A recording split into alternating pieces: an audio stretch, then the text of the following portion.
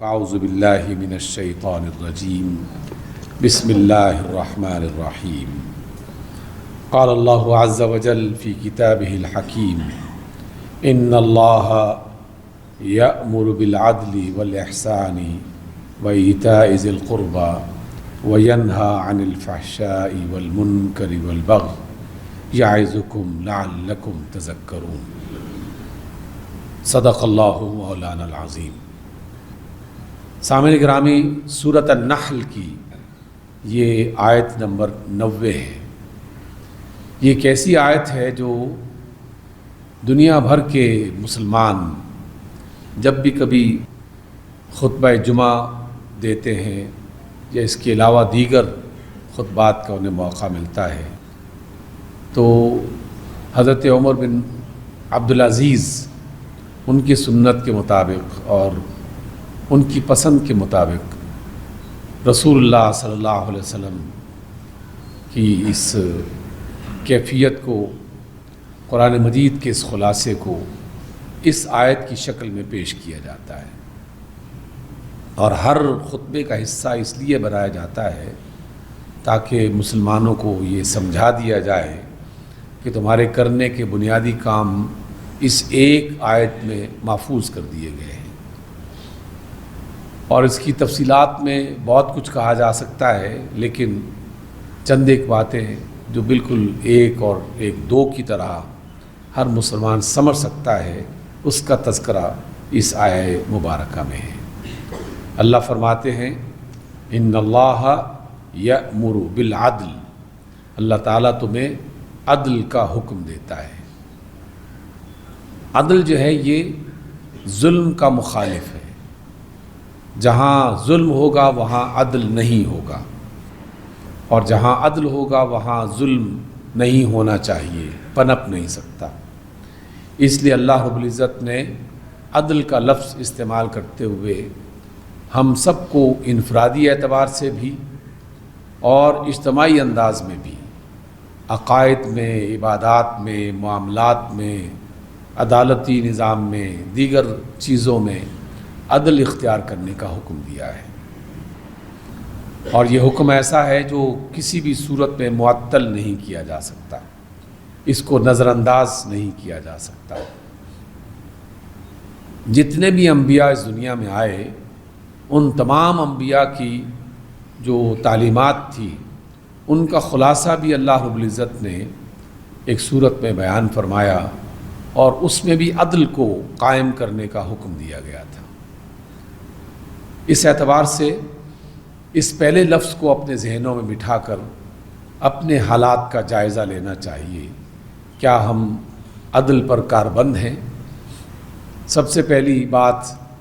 اس حوالے سے اپنی پسند اور ناپسند کے اعتبار سے، اپنے قول اور اپنے عمل کے اعتبار سے اپنا جائزہ لیا جائے۔ کیا ہم عدل کر رہے ہیں؟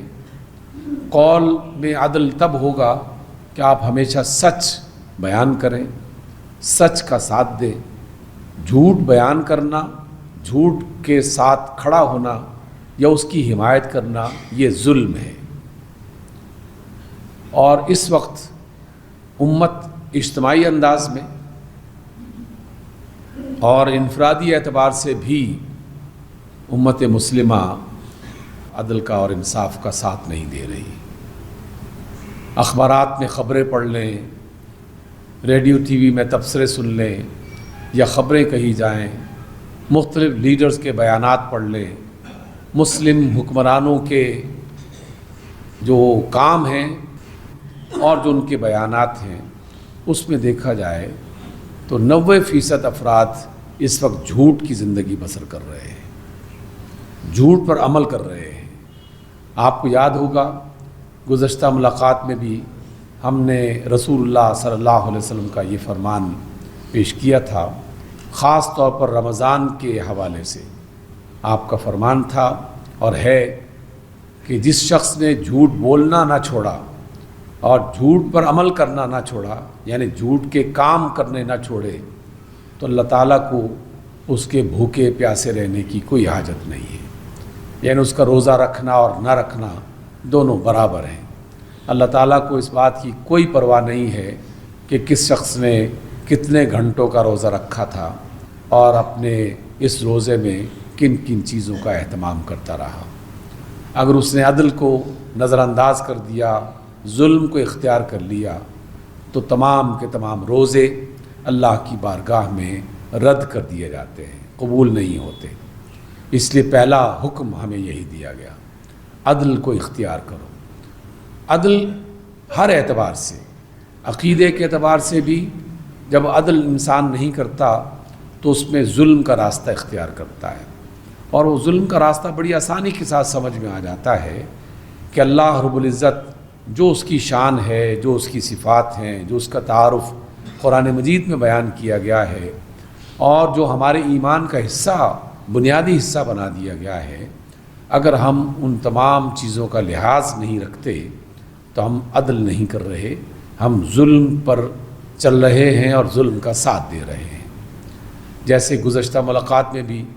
ہم نے کہا تھا کہ اللہ اکبر یہ سب سے بڑا تعارف ہے اللہ رب العزت کا، اور اس کا مطلب یہ ہے کہ جو شخص اللہ پر ایمان رکھتا ہے وہ اللہ کی کبریائی اور اللہ کی بڑائی کو ہی فوقیت دیتا ہے۔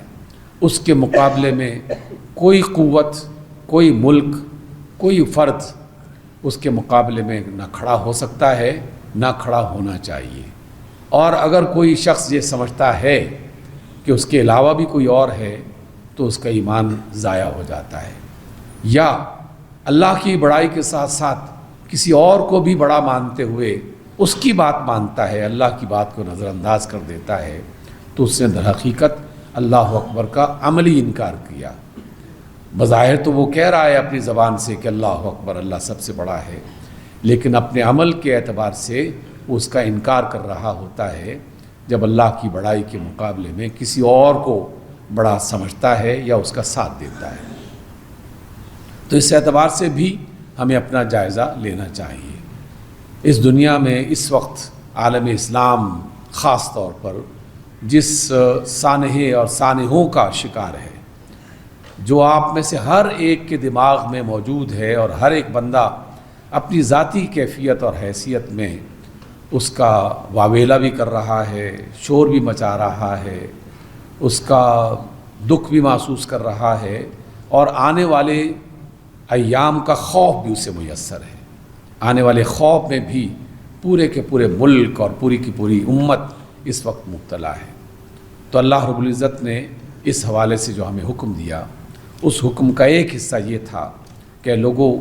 مسلمان آپس میں ایک دوسرے کے ساتھ لڑائی نہ کریں۔ اللہ تعالیٰ کا یہ حکم ہے، رسول اللہ صلی اللہ علیہ وسلم کی یہ تعلیم ہے، اور بارہا اللہ تعالیٰ کی اور اس کے رسول کی تعلیم کا ذکر آپ کے سامنے کیا جاتا رہا اور کیا جاتا رہے گا۔ آپ جانتے ہیں کہ غزوہ تبوک سے واپسی پر محض ایک کنویں پہ پانی بھرنے کے لیے دو اصحاب کسی غلط فہمی کی وجہ سے یا ذہن میں موجود جو پرانی خرابیاں تھیں اس کی وجہ سے وہ اس میں مبتلا ہو گئے، اور اپنے اپنے قبیلے کے لیے اپنی اپنی قوم کو پکارنا شروع کر دیا کہ آؤ فلاں لوگوں میرا ساتھ دو، کیونکہ فلاں نے میرے ساتھ مخالفت کر دی ہے یا لڑائی جھگڑا ہو گیا ہے۔ رسول اللہ صلی اللہ علیہ وسلم نے یہ نہیں فرمایا کہ اوس حق پر تھے یا خزرج حق پر تھے یا کون سا گروپ اس میں سے سچی بات کہہ رہا ہے۔ آپ نے دونوں کے لیے یہ الفاظ استعمال فرمائے کہ تمہارے اندر ابھی تک وہ جاہلیت پائی جاتی ہے جس کی بنا پر قبیلے آپس میں لڑا کرتے تھے، قومیں آپس میں لڑا کرتی تھیں، اور اس کے بغیر کہ حق کس کے ساتھ ہے، حق کس کے ساتھ نہیں ہے، اس کو جانے بغیر آپس میں تم لوگ اختلاف کرنا شروع کر دو، تو یہ اللہ تعالیٰ کا حکم ہے۔ جب اس کی مخالفت کی جائے گی تو یہ ظلم ہوگا، عدل نہیں ہوگا، اور اللہ حکم دیتا ہے عدل کرنے کا۔ اس کو ہم اگر پاکستان کے حوالے سے دیکھیں تو پاکستان کے حوالے سے ہمارا پڑوسی ایک مسلمان ملک، اور ہم نے پورا ایک جمعہ اس کا خطبہ اسی حوالے سے دیا تھا کہ اس طرف بھی اللہ اکبر کے نعرے لگتے ہیں، اس طرف بھی اللہ اکبر کے نعرے لگتے ہیں، اس طرف بھی لا الہ الا اللہ کی کامیابی کی دعائیں کی جاتی ہیں، اور ادھر بھی لا الہ الا اللہ کی کامیابی کی دعائیں کی جاتی ہیں۔ وہاں کے مرنے والے بھی اپنے آپ کو شہید کہتے ہیں اور یہاں کے مرنے والے بھی اپنے آپ کو شہید کہلا رہے ہیں۔ کیا یہ دونوں ٹھیک ہیں؟ ایسا نہیں ہو سکتا، دونوں ٹھیک نہیں ہو سکتے۔ کہیں نہ کہیں زیادتی جو بھی کر رہا ہے وہ عدل نہیں کر رہا، وہ ظلم کر رہا ہے، اور جس شخص نے بھی اس کا آغاز کیا وہ اس کا سب سے پہلا ظالم شخص کہلائے گا، یا جس فرد نے بھی یا جس جماعت نے بھی یا جس گروہ نے بھی اس کا آغاز کیا، اللہ جانتا ہے، زیادہ بہتر جانتا ہے ان کے حالات کو، تو وہ ظالموں میں شمار ہوگا۔ اور جو اس چیز کو آگے بڑھا رہے ہیں وہ بھی ظلم کا ساتھ دینے میں اپنا کردار ادا کر رہے ہیں۔ اللہ رب العزت کا یہ حکم ہے کہ لوگوں، جب کبھی دو مسلمان آپس میں لڑنا شروع کر دیں کسی بھی وجہ سے، کسی ایک کی طرف سے زیادتی ہوئی یا دوسرے کی طرف سے زیادتی ہوئی یا محض غلط فہمیاں ہوئیں جس کی بنا پر لڑائی شروع ہو گئی، تو باقی مسلمانوں کا فرض بنتا ہے کہ وہ ان کے درمیان میں صلح کروائیں۔ صلح کروانا یہ اللہ کو پسند ہے، اللہ کے رسول صلی اللہ علیہ وسلم کو پسند ہے، تو ان کی ذمہ داری ہے کہ وہ صلح کا دروازہ، اس کے لیے چاہے 100 بار کوشش کرنا پڑے، بار بار ٹیمیں بنائی جائیں، وفد بنائی جائیں، ملاقاتیں کیے جائیں، اور ایک دوسرے کی غلط فہمیوں کو دور کرنے کی کوشش کی جائے، تو اللہ کا حکم تو یہی ہے۔ اللہ تعالیٰ صلح کرنے والے کو پسند کرتا ہے اور لڑائی کرنے والے، ظلم کرنے والے لوگوں کو پسند نہیں کرتا۔ آپ کو شاید یاد ہوگا، میں نے سابقہ ملاقات میں بھی یہ بات کہی تھی کہ اگر دو مسلمان آپس میں ایک دوسرے کو قتل کرنے کا ارادہ کر کے اس میں باقاعدہ شامل ہو جائیں تو اللہ کے رسول کا فرمان ہے کہ وہ دونوں جہنم کی طرف جا رہے ہیں، دونوں اپنا انجام جہنم کی صورت میں، اللہ تعالیٰ کے عذاب کی صورت میں پائیں گے۔ اور آپ نے یہ لفظ فرمائے کہ اس میں مرنے والے جو مقتول ہیں وہ بھی جہنم میں، اور جو مارنے والے قاتلین ہیں وہ بھی جہنم میں۔ تو کسی نے سوال کیا کہ یا رسول اللہ، جو قاتل ہیں وہ تو سمجھ میں آتی ہے کہ ظلم کیا ہے تو اس کی وجہ سے ان کو لیے عذاب ہے، تو مظلوم جو ہیں، یہ مقتول جو ہیں، ان کا کیا گناہ ہے؟ تو آپ علیہ السلام نے فرمایا کہ جو مقتول تھا وہ بھی تو دوسرے کو قتل کرنا چاہتا تھا، بس اس کا وار نہیں چلا اور دوسرے کا وار کامیاب ہو گیا۔ تو دونوں قاتل اور مقتول اللہ کی نظر میں ظالموں میں شمار کیے جائیں گے۔ اس لیے ہماری پہلی ذمہ داری مسلمانوں کو آپس میں، اور خاص طور پر جب گھر کی بات ہو تو پھر تو اور زیادہ کانشیس ہو جانا چاہیے، اور زیادہ احتیاط کرنی چاہیے کہ غلط فہمیوں کو دور کیا جائے، بجائے اس کے کہ ہم ان غلط فہمیوں کو بڑھائیں، آگ پر تیل چھڑکتے ہوئے اس کے الاؤ کو اور اس کے جلاؤ کو تیز کر دیں۔ تو اللہ کا اور اس کے رسول صلی اللہ علیہ وسلم کا فرمان یہ نہیں ہے۔ دیکھیے، اس وقت ہر شخص یہ جانتا ہے کہ ایران کے ساتھ جو کچھ ہوا یقیناً اس میں امریکہ اور اس کے حواریوں کا ساتھ ہے، لیکن کیا امریکہ اور اس کے حواریوں نے ان میں مسلمان شامل نہیں ہیں؟ اس میں بحرین، قطر، کویت، سعودیہ اور اس طرح کے کئی ممالک وہ باقاعدہ امریکہ کے ساتھی بن کے مسلمان، چاہے وہ عقیدے کے اعتبار سے تھوڑا بہت اختلاف بھی پایا جاتا ہو، تب بھی ہیں تو وہ کلمہ لا الہ الا اللہ پڑھنے والے، اللہ اکبر پر ایمان رکھنے والے۔ تو زیادتی ہو بھی جائے تو تب بھی جو آپس میں دوستی کے راستے ہیں ان کو تلاش کرنا چاہیے تھا، اور ان کا ساتھ دیتے ہوئے ان کی مدد کرنی چاہیے تھی۔ تو اس اعتبار سے جس وقت پوری امت مسلمہ جو ہے وہ ایک طرف ہو اور کچھ لوگ اس میں بہانے تلاش کر کے دوسرے کا ساتھ دے رہے ہوں، اور اب تو وہ چیزیں محض کہی جانے والی خبریں نہیں ہیں، بلکہ وہ برملا کہا جانے والا بیان ہے، جو آپ نے سنا ہوگا یقیناً کہ امریکہ کے جو سفیر اسرائیل میں متعین ہوا، اس نے باقاعدہ کھلم کھلا بغیر کسی تردد کے یہ بات کہی کہ اسرائیل اگر اپنے علاقے کو بڑھا رہا ہے، اور کسی جس میں مدینہ بھی شامل ہے، جس میں کویت بھی شامل ہے، جو دریائے فرات سے لے کر دریائے نیل کے تمام علاقے شامل ہیں، تو اس سے یہ کہا باقاعدہ کہ جناب اسرائیل کو اس بات کا حق حاصل ہے کہ وہ ان تمام زمینوں پر قبضہ کر سکتا ہے، اور اس قبضہ کرنے کے لیے جو بھی مدد درکار ہوگی اسے وہ اس کی مدد کرنے کے لیے تیار ہیں، اور عملاً وہ ان کی مدد کر رہے ہیں۔ تو یہ اتنا بڑا سانحہ، یہ آگ جو ہمارے پڑوس میں جل رہی ہے، جس کے جلانے میں خود ہمارے اپنے کچھ دوست شامل ہیں اور کچھ جسے آپ کہہ سکتے ہیں کہ نادان شامل ہیں، تو ایسا نہیں ہے کہ یہ آگ وہیں پر جلتی رہے گی۔ اس آگ کی چنگاریاں تو آپ میں سے ہر فرد محسوس کر رہا ہے، اور کسی بھی وقت وہ چنگاری ہمارے گھر کا حصہ بن سکتی ہے۔ اس کی ایک چنگاری تو آپ نے دیکھا کہ جیسی وہ آگ شروع ہوئی تو ہمارے گھر کے یعنی ہمارے ملک میں چلنے والی تمام کی تمام گاڑیاں اور ہمارے ملک میں استعمال ہونے والے تمام کے تمام وسائل وہ پیٹرول کی مصیبت میں مبتلا ہو گئے، گیس کی مصیبت میں مبتلا ہو گئے۔ گیس اور پیٹرول کی مصیبت میں مبتلا ہونے کا مطلب یہ ہے کہ ہر گھر اس مصیبت میں شامل ہو گیا۔ ایک گھر جو اپنا چولہا جلانے کے لیے پہلے چند ہزار روپے خرچ کرتا تھا، اب اس میں 60-65% اضافہ ہو گیا ہے، اور ہر شخص پیمنٹ بھی کر رہا ہے، گالیاں بھی دے رہا ہے، غصہ بھی کر رہا ہے، لیکن اس مصیبت کی اصل جڑ کو تلاش کرنے کے لیے کوئی تیار نہیں ہے، اس سے توبہ کرنے کے لیے تیار نہیں ہے، وہ اسی طرح ظلم پر ظلم کرتا چلا جا رہا ہے۔ ایسا نہیں ہے کہ یہ جو آگ پڑوس میں جلی ہے یہ وہیں پر ختم ہو جائے گی، یہ ہمارے گھر میں بھی اس کا رخ کر رہی ہے اور ہمیں بھی اس کا نقصان اٹھانا پڑے گا۔ رسول اللہ صلی اللہ علیہ وسلم نے اس وجہ سے اس آیت کے ذریعے سے اللہ تعالیٰ کا یہ پیغام ہم تک پہنچایا کہ ان اللہ یأمر، اللہ تعالیٰ تمہیں حکم دیتا ہے بالعدل، عدل اختیار کرنے کا حکم دیتا ہے،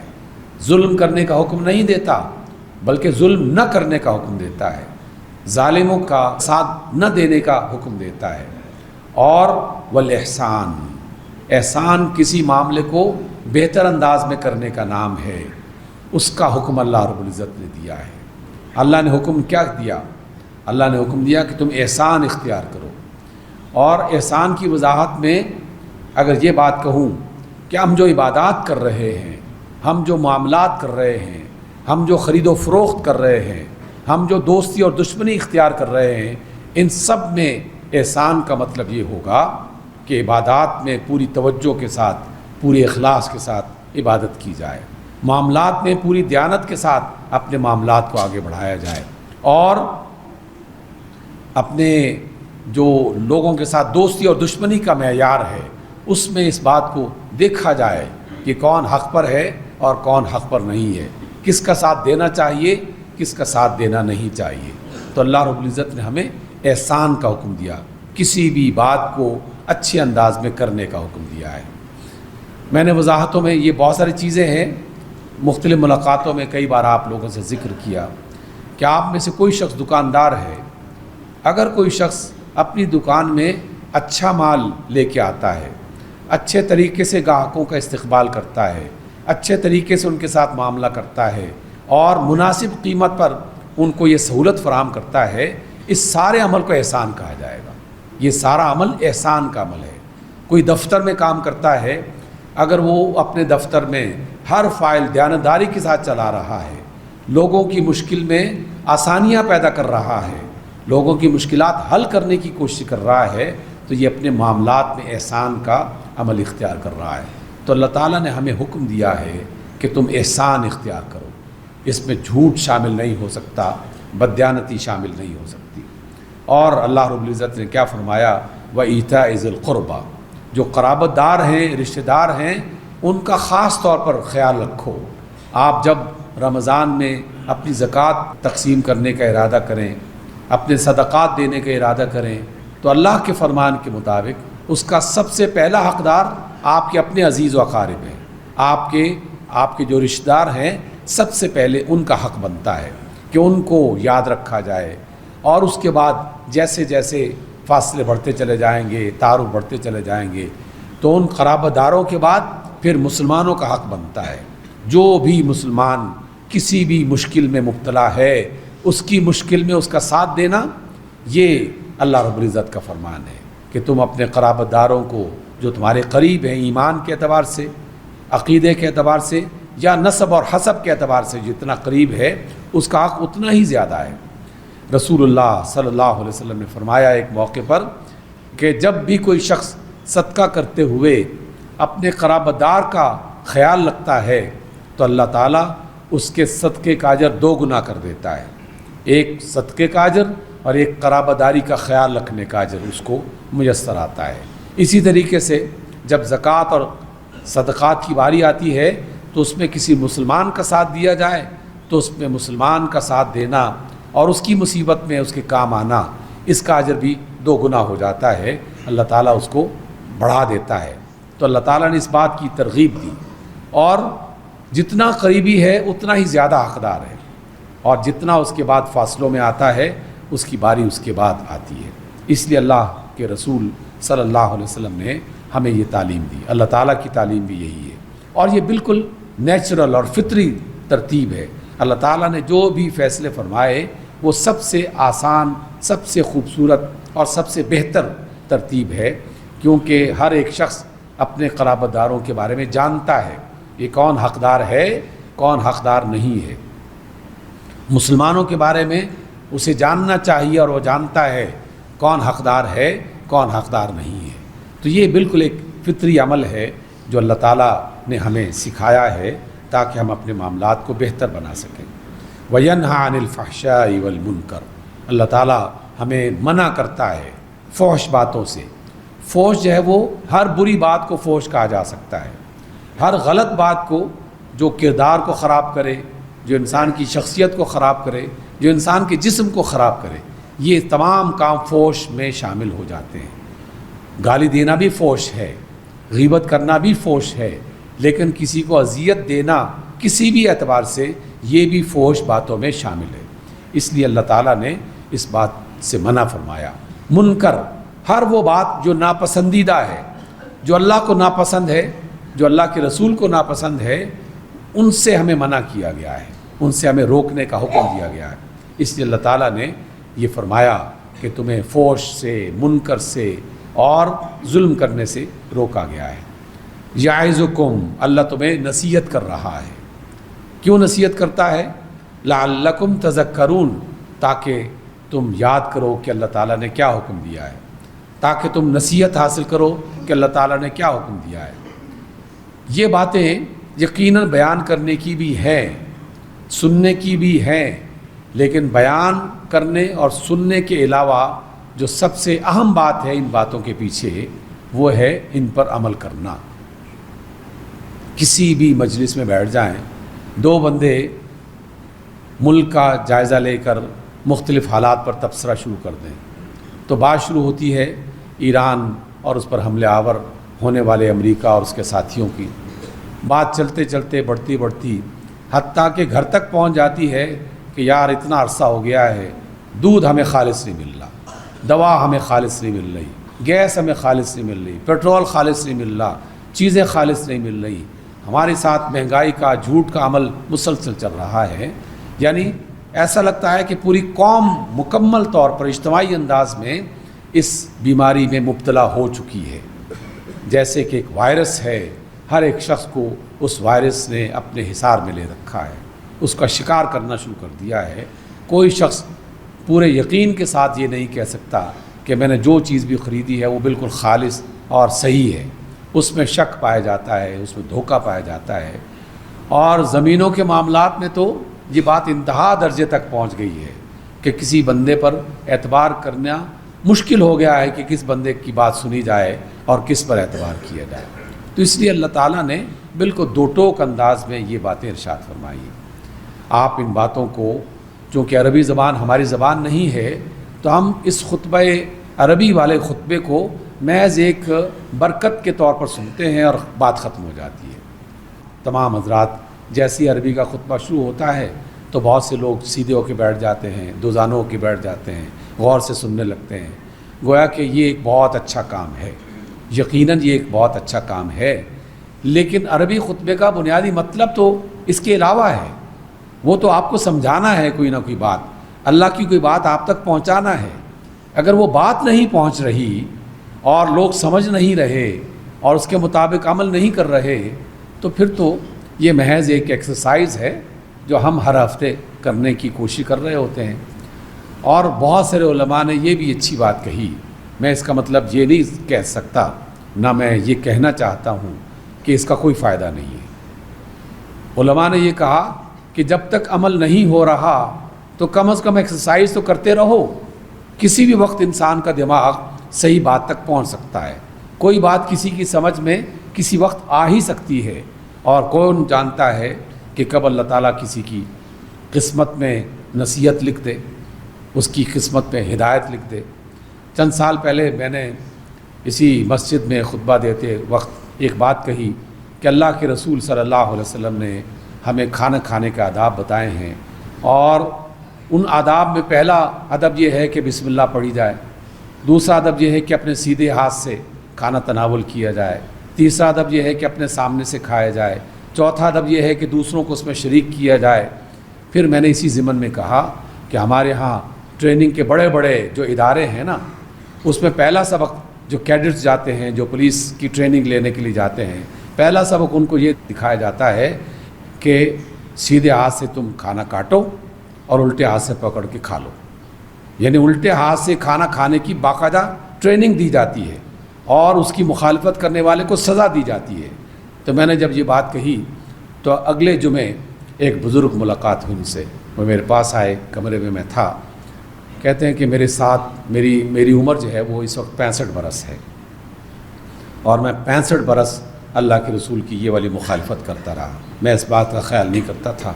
آپ نے خطبہ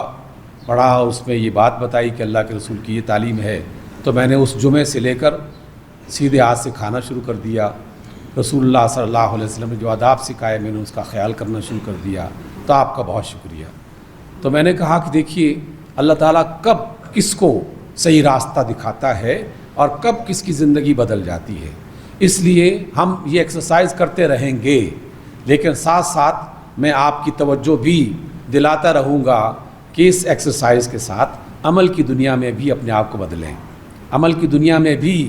کوئی انقلاب لے کے آئیں. جو دفتروں میں بیٹھنے والے لوگ ہیں وہ دوسروں کے خیر خواہ بن جائیں.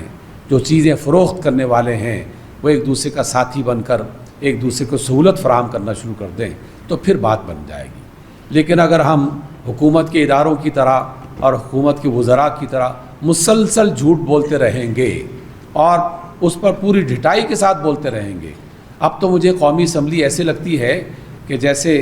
کچھ ایسا پارک بنا دیا گیا ہے جس میں ہر شخص اپنے غصے کا اظہار تو کرے لیکن عمل نہ کرے.